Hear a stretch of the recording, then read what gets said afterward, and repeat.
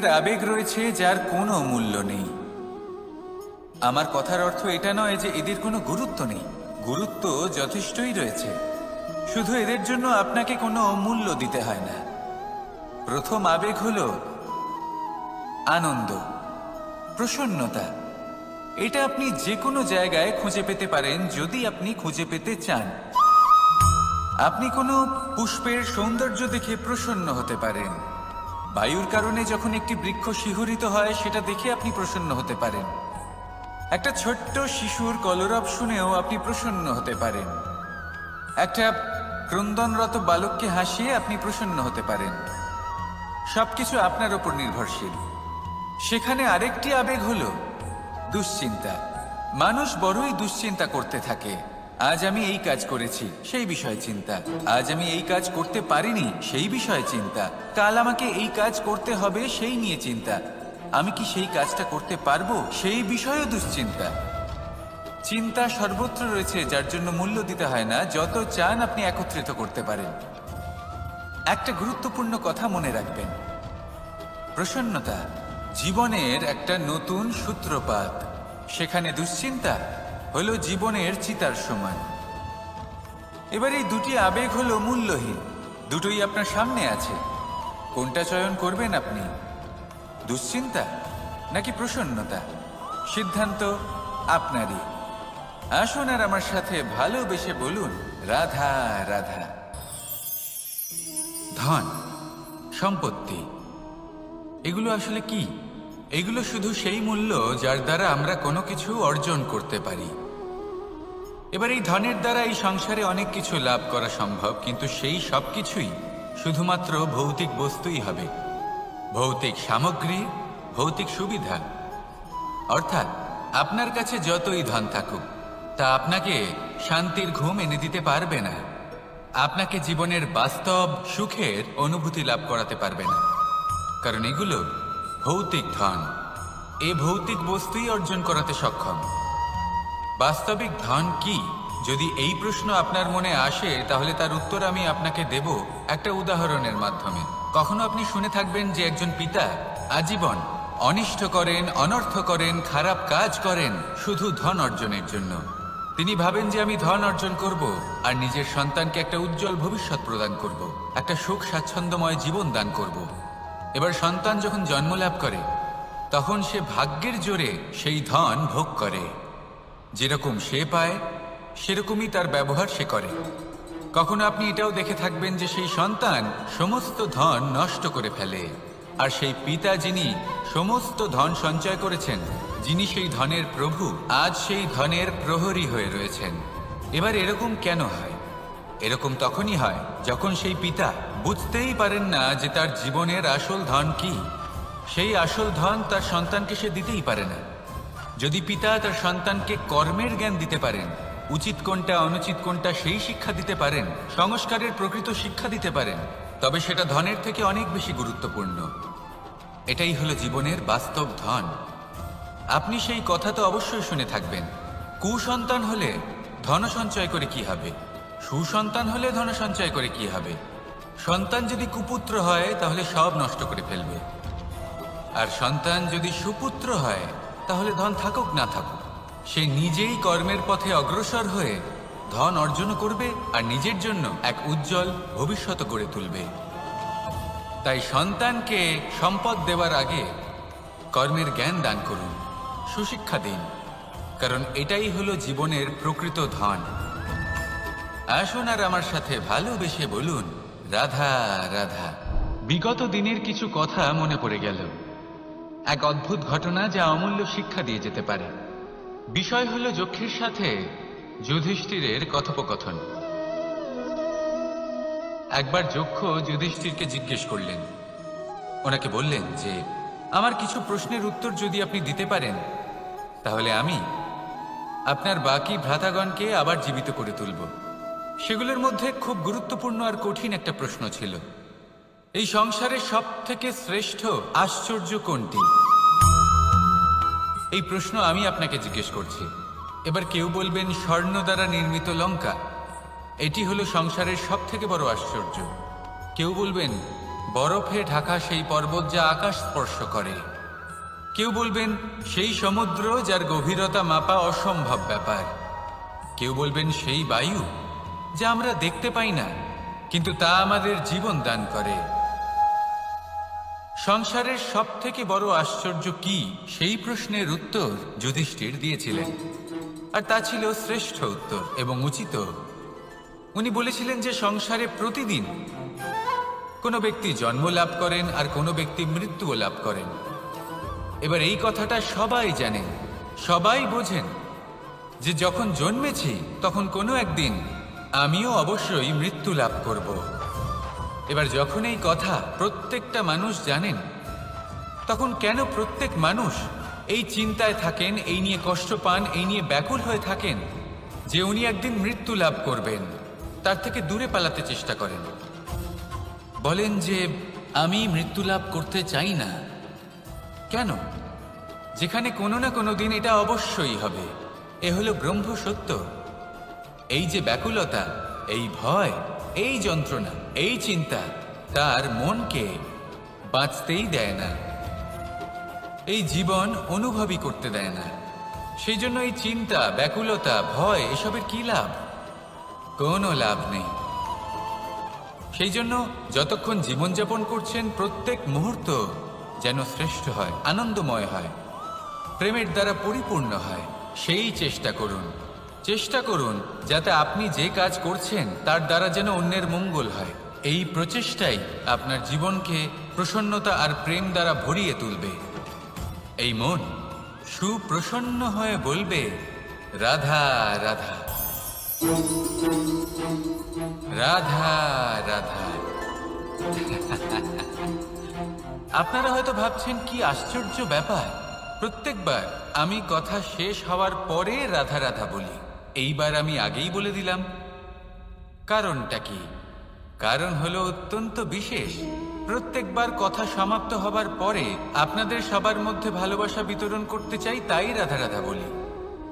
কিন্তু এইবার এই নতুন এবং বিশেষ সূত্রপাতে প্রথমে প্রেম বিতরণ করা অত্যন্ত আবশ্যক। এবার একটা বিষয় আছে যা জানেন হয়তো সকলেই, কিন্তু বুঝতে খুব কম জন পারেন। এই প্রেম, এই আনন্দ, এই সকল কিছুর সূত্রপাত হয় নিঃস্বার্থ আবেগের দ্বারা। ঠিক যেমন একজন মাতাকেই দেখে নিন। যখনই একজন মাতা সন্তানকে জন্ম দেন, তখন এই সংসার ভুলে যায় যে তার জন্য এটা একটা নতুন জন্ম। কারণ একজন নারী তখন একজন মাতৃরূপে নতুনভাবে জন্ম নেন। একজন নারী স্ত্রী ও গৃহবধূ রূপে কিছু অধিকার লাভ করে থাকেন, কিন্তু তিনি যখন মা হয়ে যান তখন তিনি শুধুই দান করতে শেখেন। নিজের সন্তানের জন্য কত কিছুই না করেন, তাকে বাৎসল্যের সাগরে ভাসিয়ে নিয়ে যায়। এই সংসারে রাজকুমার জন্ম নিতেই পারেন, তাকে রাম এবং লক্ষ্মণ কিন্তু মায়েরাই বানিয়ে তোলেন। একজন গোয়ালা জন্ম নেয়, তাকে দ্বারকাধীশ একজন মাই বানিয়ে তোলেন। পিতা হলেন সেই পর্বত যার একটা অংশ হলো তার সন্তান, কিন্তু মা হলেন সেই শিল্পী যিনি একটা পাথরকে খোদাই করে এমন এক মূর্তি গড়ে তোলেন যাকে সকলে পূজনীয় মনে করেন। তাহলে স্মরণ করুন সেই সকল মুহূর্ত যেগুলি আপনি নিজের মাতার সাথে অতিবাহিত করেছেন। অনুভব করতে পারবেন যে কিভাবে এক মুহূর্তেই এই মন প্রফুল্ল হয়ে ওঠে। এবারের কারণ কি?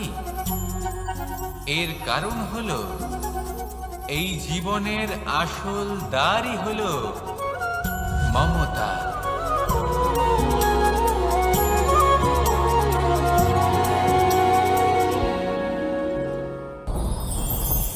আমার জীবনে পরিচয় হয়েছে অনেক ব্যক্তির সাথে, ভিন্ন ভিন্ন ধরনের মানুষ। এনাদের সাথে আলাপ হয়ে খুব ভালো লেগেছে, অনেক শিক্ষাও লাভ করেছি। আমি তাদের সাথেও আলাপ করেছি যারা অনেক উচ্চ স্তরে পৌঁছে গেছেন, আবার তাদের সাথেও যারা নিজেদের জীবনে বিশেষ কিছু করতে পারেননি। তাদের সাথেও পরিচয় হয়েছে যারা সফল, আবার তাদের সাথেও যারা অসফল। এবার এই সবই একই রকম মনে হয়। এদের মধ্যে পার্থক্য শুধুই মানসিকতা। যখনই কোনো অসফল ব্যক্তির সাথে পরিচয় হয়েছে, তখনই দেখেছি তাদের কাছে সবসময় একটা অজুহাত রয়েছে যে কেন তারা সফল হতে পারেননি। কখনো তারা দোষ দিয়ে থাকেন তাদের ভাগ্যকে, তাদের পরিস্থিতিকে, দোষারোপ করতে থাকেন তাদের মাতা পিতাকে, আত্মীয়দের, বন্ধু বান্ধবদের। কোনো না কোনো অজুহাত সবসময় এদের কাছে থাকে যে কেন তারা সফল হতে পারেননি। সেখানেই যখন সফল ব্যক্তির সাথে পরিচয় হয়, তাদের কাছে সবসময় একটা কারণ থাকে যে কিভাবে এই সমস্যাগুলির ঊর্ধ্বে উঠে সাফল্য লাভ করা যায়। আর সেই কারণ হলো যে যাই হয়ে যাক না কেন, সাফল্য লাভ করতেই হবে। যতই সংঘর্ষ করতে হোক না কেন, যতই সমস্যা আসুক না কেন, সফল আমাদের হতেই হবে। এটাই পার্থক্য মানসিকতার। সত্যি কথা বলতে, আপনার আজকের এই মানসিকতা হলো আপনার আগামী ভবিষ্যতের ইমারতের ভিত। এই মানসিকতা যতটা প্রবল হবে, যতটা শুভ হবে, আপনার ভবিষ্যৎ ততটাই বিশাল এবং সুন্দর হবে। তাহলে সমস্যার উপর নয়, সাফল্যের উপর মনোযোগ কেন্দ্রীভূত করুন, জীবনে এগোতে থাকুন, আর আমার সাথে ভালোবেসে বলুন, রাধা রাধা। অ দিয়ে অন্ত, আ দিয়ে আরম্ভ। এই দুইয়েরই রাশি সমান। যদি আপনি মন দিয়ে দেখেন তবে দেখবেন এদের সম্পর্ক খুবই নিবিড়। কিভাবে? যখন কোনো কিছু শুরু হয়, এটা নিশ্চিত হয়ে যায় যে তা সমাপ্তও হবে। আরম্ভই যদি না হয়, তার সমাপ্তও হবে না। যা আরম্ভ হয়েছে তার সমাপ্তি হলো অবশ্যম্ভাবী। এটাই হলো প্রকৃতির নিয়ম, একে এড়ানো যায় না। এবার এই কথা আমরা সকলে জানি। এবার মানুষ কি ভাবে যে সমাপ্তির পরে কি হতে পারে, এর উত্তর তাদের কাছে নেই। তাদের উচিত অন্য কোনো বিষয় ভাবা যা বেশি গুরুত্বপূর্ণ। এবার মানুষ এটা জানে না যে মৃত্যুর পরে কি হতে পারে, কিন্তু এই কথা অবশ্যই জানে যে জন্ম থেকে মৃত্যু পর্যন্ত এই সময়, যাকে আমরা জীবন বলে থাকি, এই সময় আমরা কর্ম করতে পারি। এই কথা তো আমরা জানি। তাহলে এমন কি কর্ম করা যেতে পারে যা আমাদের সমাপ্তির পরও আমাদের প্রাসঙ্গিক করে রাখতে পারে, এই বিষয় ভাবা উচিত। যে জন্মগ্রহণ করেছে তার মৃত্যু হবেই, এটা সাধারণ বিষয়। কিন্তু ইতিহাস আজও সেই সকল মানুষজনকে স্মরণ করেন যাদের এই সংসার তাদের মৃত্যু নয়, বরং তাদের জীবনকালে যে কর্ম তারা করেছেন তার দ্বারা মনে রাখেন।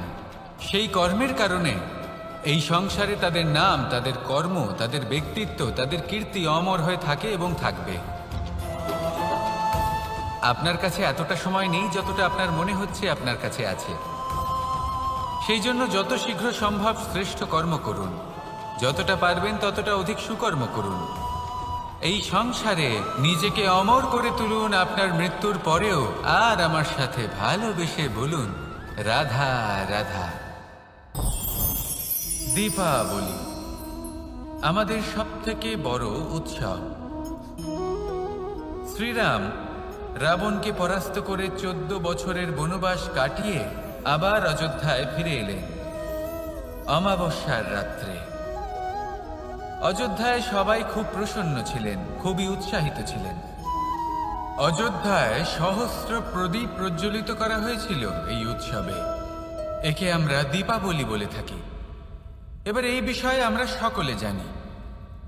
আপনি কি এটা জানেন যে শ্রীরাম বাস্তবে অমাবস্যার এক রাত আগেই অযোধ্যায় পৌঁছে গেছিলেন? সবার সামনে অমাবস্যার রাতে এসেছিলেন। এর কারণ কি? শ্রীরাম প্রমাণ করতে চেয়েছিলেন যে যে কোনো সময়, দিন হোক বা রাত, শুভ বা অশুভ হয় না। শুভ অশুভ কিছু থাকলে তা হলো মানুষের চিন্তা, তার ভাবনা, তার নির্বাচন আর তার কর্ম। নিজেই দেখে নিন, শ্রীরাম শুভ কাজ করে ফিরেছিলেন এবং অমাবস্যার মতো গভীর এক রাত্রিকেও দীপাবলিতে পরিবর্তিত করেছিলেন। এমনটাই যদি আমরা করতে পারি, তাহলে এমন কোনো গৃহে যান যেখানে অসহায় ব্যক্তি রয়েছেন, যা অন্ধকারাচ্ছন্ন। আর সেখানে প্রকাশ প্রজ্বলিত করুন। প্রকাশ সহায়তা, প্রেরণার, আশার। যদি এমন কিছু আমরা করতে পারি তাহলে তাকে প্রকৃত অর্থে দীপাবলি বলা যেতে পারে। তাহলে নিজের পরিবারের সাথে দীপাবলি পালন করুন। আপনাদের শুভেচ্ছা জানাই। আসুন আর আমার সাথে ভালোবেসে বলুন, রাধা রাধা। এবার এরকম কেন হয়? এরকম তখনই হয় যখন পিতা বুঝতেই পারেন না যে তার জীবনের আসল ধন কি। সেই আসল ধন তার সন্তানকে সে দিতেই পারে না। যদি পিতা তার সন্তানকে কর্মের জ্ঞান দিতে পারেন, উচিত কোনটা অনুচিত কোনটা সেই শিক্ষা দিতে পারেন, সংস্কারের প্রকৃত শিক্ষা দিতে পারেন, তবে সেটা ধনের থেকে অনেক বেশি গুরুত্বপূর্ণ। এটাই হলো জীবনের বাস্তব ধন। আপনি সেই কথা তো অবশ্যই শুনে থাকবেন, কুসন্তান হলে ধন সঞ্চয় করে কি হবে, সুসন্তান হলে ধন সঞ্চয় করে কি হবে। সন্তান যদি কুপুত্র হয় তাহলে সব নষ্ট করে ফেলবে, আর সন্তান যদি সুপুত্র হয় তাহলে ধন থাকুক না থাকুক সে নিজেই কর্মের পথে অগ্রসর হয়ে ধন অর্জন করবে আর নিজের জন্য এক উজ্জ্বল ভবিষ্যৎ গড়ে তুলবে। তাই সন্তানকে সম্পদ দেওয়ার আগে কর্মের জ্ঞান দান করুন, সুশিক্ষা প্রদান করুন, কারণ এটাই হলো জীবনের প্রকৃত ধন। আসুন আর আমার সাথে ভালোবেসে বলুন, রাধা রাধা। এই সংসারে সবাই বলেন আমি অর্জুনের মতো হয়ে উঠতে চাই। সবাই চায় যে তারাও যেন অর্জুনের মতো গান্ডীব লাভ করে। তারাও চায় যে তাদেরকেও মহাদেব এসে পশুপতি অস্ত্র দান করবেন। তারাও এটাই চায় মহাভারতের মতো মহাসংগ্রামে বিজয়ী হতে। কিন্তু সবাই ভুলে যান যে অর্জুন যা হতে পেরেছিলেন সবকিছুই অর্জন করেছিলেন। যদি আপনিও অর্জুনের মতো গান্ডীব লাভ করতে চান তবে আপনাকেও তার মতোই শ্রেষ্ঠ কাঠ নির্বাচন করতে হবে।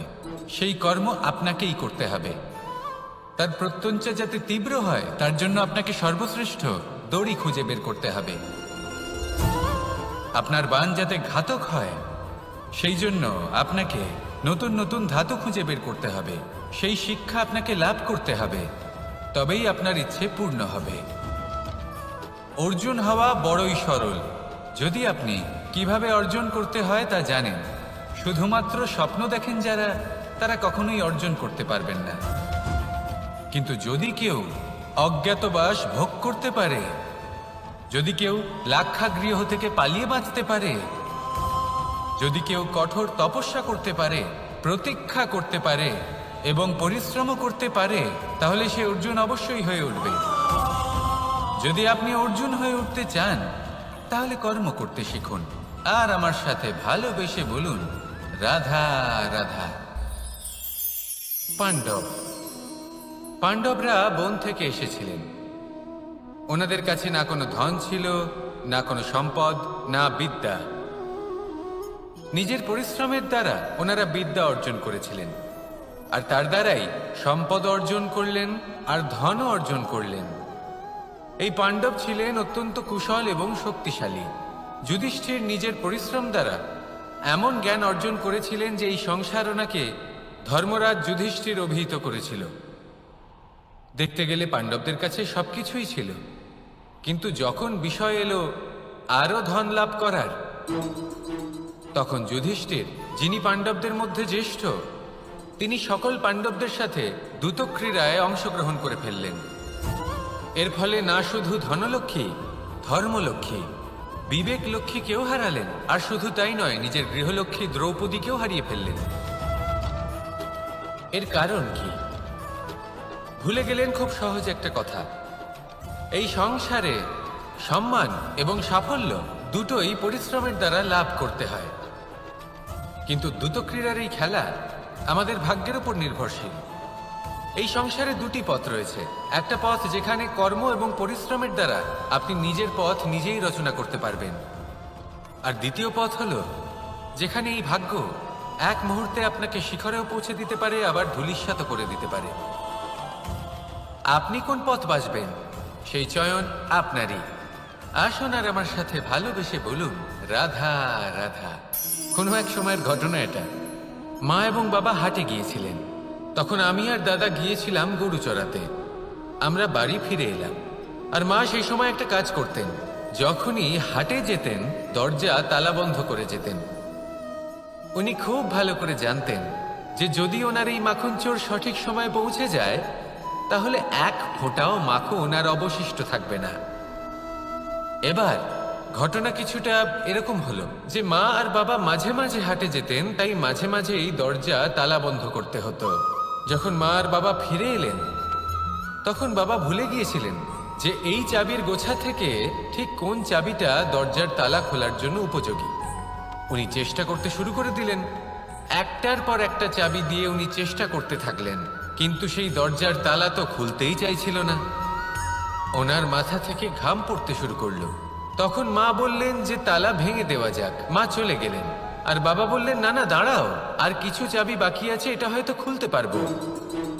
মা হাতুড়ি নিয়ে চলে এলেন সেই তালা ভাঙার জন্য, আর তখনই বাবা শেষ চাবিটা প্রয়োগ করলেন আর দরজার তালা খুলে গেল। যদি উনি চেষ্টা না করতেন তাহলে এই তালাটাও ভেঙে যেত আর চাবিটাও নষ্ট হয়ে যেত, ঠিক কিনা?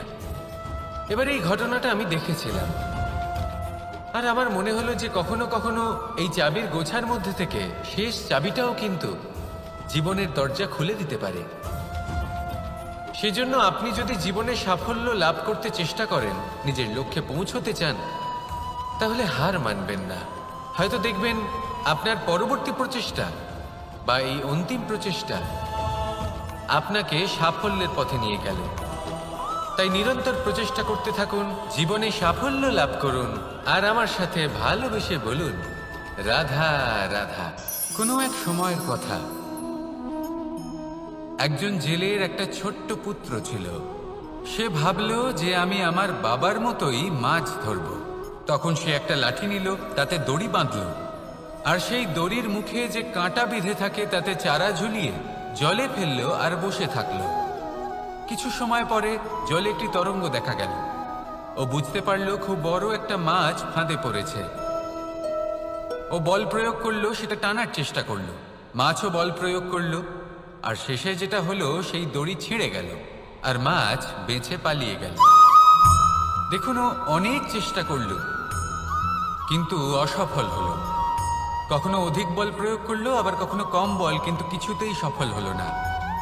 ও পঞ্চমবার প্রচেষ্টা করলো, না বেশি বল প্রয়োগ করলো না কম, ততটাই বল প্রয়োগ করলো যতটা পর্যাপ্ত, ঠিক ততটাই বল যতটা বল সেই মাছ প্রয়োগ করলো। আর শেষ পর্যন্ত জীবনে প্রথমবার ও মাছ ধরতে সফল হলো। এবার এই কথার সারমর্ম কি? ভারসাম্য। এটাই হলো জীবনের সবথেকে বড় নিয়ম। আমাদের সবার জীবনে সমস্যা রয়েছে, কখনো মন দিয়ে ভেবে দেখবেন। জীবনে যদি কোনো ক্ষুদ্র সমস্যা বা ছোট সমস্যা থাকে আর সেটা সমাধান করার জন্য আপনি বেশি চেষ্টা করছেন, তাহলে তার দ্বারা সমাধান হয় না, বরং আরও বিপদ বেড়ে যায়। যখন কোনো বড় সমস্যা থাকে আর আপনি কম চেষ্টা করতে থাকেন, তখন সমাধান হয় না, তা চলতেই থাকে। শুধু এটাই হলো ব্যাপার। জীবনের সমস্ত সমস্যার একটা ভারসাম্য বজায় রাখা, যদি এটা আপনি শিখে ফেলতে পারেন, জীবনটা আপনার হাতের মুঠোয় থাকবে। আসুন আমার সাথে ভালোবেসে বলুন রাধা রাধা। আপনি কখনো কোনো বাজকে নিজের বাসা বানাতে দেখেছেন? এই বাজ যখনই কোনো বাসা বানায় তখন উঁচু গাছের ডালে বা কোনো পর্বতের শিখরে বাসা বানায়, অনেক উচ্চতায়, আর সেখানে তার সন্তানও জন্মগ্রহণ করে। যখন এই সন্তানেরা জন্মায় তখন এই বাজ খুবই ভালোবেসে এবং খুব সাবধানে এদের পালন পোষণ করে। নিজের ঠোঁট দিয়ে তাদের ঠোঁটে খাবার পরিবেশন করে। কিন্তু যেই সেই সন্তানেরা হৃষ্টপুষ্ট হয়ে যায় এবং সেই কথা বাজ নিজে বুঝতে পেরে যায়, সেই বাজ নিজেই সেই বাসা ছিন্ন ভিন্ন করে দেয়।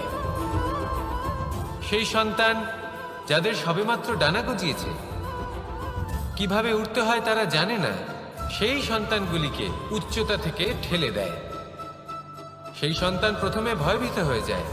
তারা সামনে মৃত্যুকে দেখতে পেয়ে ভয়ের কারণে তাদের ডানা ঝাপটাতে থাকে, আর সেই প্রক্রিয়াতেই সেই সন্তানগুলি উড়তে শুরু করে দেয়। এবার এই ঘটনায় আমরা কি শিক্ষা পেতে পারি? এটাই, যদি আপনি মাতা পিতা হন তাহলে নিজের সন্তানকে অবশ্যই স্নেহ করুন, কিন্তু তাদেরকে নিজের আঁচলের তলায় বেঁধে রাখবেন না। যদি আপনি চান আপনার সন্তান জীবনে উন্নতি করুক, তাহলে নিজের মুঠো থেকে তাদের স্বতন্ত্র করে দিন। এই সংসারে সংঘর্ষ করতে দিন। সেই সন্তান নিজেই বুঝতে পারবে যে জন্মের সময় পাওয়া ডানা কি করে ব্যবহার করতে হয়। আর আপনার চোখের সামনে আপনার সন্তান এই আকাশে উড়তে থাকবে। তাহলে আসুন আমার সাথে ভালোবেসে বলুন, রাধা রাধা। কখনো কোনো চাতককে দেখেছেন? একটা চাতক বর্ষার জন্য অপেক্ষা করে, সেই বর্ষার জলে নিজের তৃষ্ণা নিবারণ করে, নয়তো সারা বছর তৃষ্ণার্ত থেকে যায়।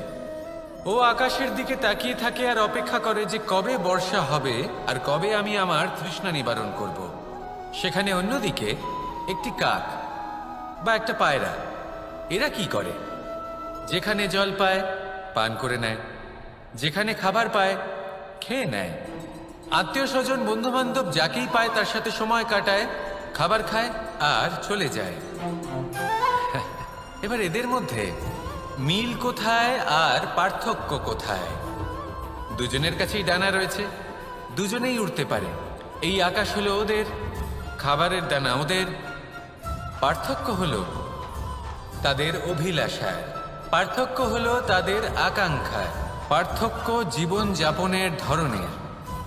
এবার যত বেশি আকাঙ্ক্ষা থাকবে, যত দামি জীবন যাপন করার ইচ্ছে থাকবে, তত বেশি কষ্ট আপনাকে সহ্য করতে হবে। আবার অন্যদিকে জীবন যত সরল হবে, জীবন যাপন যত সরল হবে, সমস্যা ততটাই কম হবে। তাই সবসময় চেষ্টা করবেন আপনার মানসিকতা এবং আপনার জীবন যেন সরল হয়। ভালোবাসতে থাকুন। যদি কেউ আপনাকে ভালোবাসে, তাকেও আপনি ভালোবাসা ফিরিয়ে দিন। তাদের সাথে কথা বলুন, কিছু তাদের কথা শুনুন, কিছু নিজের কথা বলুন। দেখবেন সকল তাপ উত্তাপ দূর হয়ে গেছে। এটাই তো হলো জীবনের সারমর্ম। তাই প্রেমে থাকুন, ভালোবাসুন, আর ভালোবেসে আমার সাথে বলুন, রাধা রাধা। একবার একজন সাধক ওনার শিষ্যদের একটা কাজ দিলেন। একটা দুর্লভ জড়িবুটি নিয়ে আসতে বললেন। এতটাও কঠিন কাজ সেটা ছিল না, কারণ সকল শিষ্য জানতেন যে এই দুর্লভ জড়িবুটি কোথায় পাওয়া যায়। পর্বতের শিখরে। কঠিন কাজ কোনটা? সেখানে পৌঁছনোর সেই পথ, যা ছিল কাঁটায় জর্জরিত, পাথরে পরিপূর্ণ, যেখানে পিছলে পড়ার আশঙ্কা রয়েছে এবং গভীর ক্ষত পেতে পারে সবাই। এবার বেশ কয়েকজন শিষ্য গেলেন, তার মধ্যে কয়েকজনই সেই জড়িবুটি নিয়ে আসতে পারলেন। কারণটা কি ছিল? কিছু শিষ্যের মনোযোগ ছিল শুধুমাত্র লক্ষ্যের দিকে, অর্থাৎ পর্বতের সেই শিখরে। কিছু শিষ্যের মনোযোগ ছিল পথের এই সংকটগুলির ওপর। কিছুজন নিজের সমস্ত মনোযোগ, সমস্ত শক্তি কেন্দ্রীভূত করলেন শুধুমাত্র লক্ষ্যের দিকে। বাকিরা মনোনিবেশ করলেন এই সংকটের থেকে নিজেকে বাঁচাতে। কিন্তু যাদের মনোযোগ শুধু লক্ষ্যের দিকে ছিল, শুধু তারাই জড়িবুটি নিয়ে আসতে পারলেন। কারণ কি ছিল? একটা সহজ ব্যাপার যা আমাদের বুঝতে হবে। আমরা যদি লক্ষ্যে পৌঁছতে চাই, তাহলে বিপদের সম্মুখীন তো আমাদের হতেই হবে, আর কোনো বিকল্প নেই। যন্ত্রণাও হবে, পায়ে কাঁটাও হয়তো ফুটতে পারে, হয়তো পড়েও যেতে পারেন, হয়তো রক্তপাতও হতে পারে। কিন্তু তার সাথেই সাফল্য অর্জনের যে আনন্দ, সেটাও পাওয়া যায়। সেই জন্য নিজের মনোযোগ সবসময় লক্ষ্যের দিকে রাখুন, পথের সেই বিপদগুলির দিকে নয়। সত্যি কথা বলতে, এই বিপদ এটা কিছুক্ষণের, আজ আছে কাল নাও থাকতে পারে। কিন্তু যদি লক্ষ্যকে প্রাপ্ত করতে পারেন, তাহলে তার আনন্দ আপনার সাথে সারা জীবন রয়ে যাবে। তাহলে লক্ষ্য প্রাপ্ত করুন আর আমার সাথে ভালোবেসে বলুন, রাধা রাধা। আমরা কখন উচিত কাজ করি, কখন অনুচিত কাজ করি, কখন পুণ্য করি আর কখন পাপ করি, কখন ন্যায়ের পথে চলি আবার কখন অন্যায়ের পথে চলি, তা দুজন ব্যক্তি বুঝতে পারেন, পরমাত্মা আর অন্তরাত্মা। এবার প্রত্যেক মুহূর্তে কি হয় পরমাত্মা সবই জানেন, তার কাছে কিছুই গোপন নয়। কিন্তু প্রত্যেক মুহূর্তে আপনার কি করা উচিত সেটা উনি এসে আপনাকে বলতে পারবেন না। সেই জন্য আমাদের ভেতরে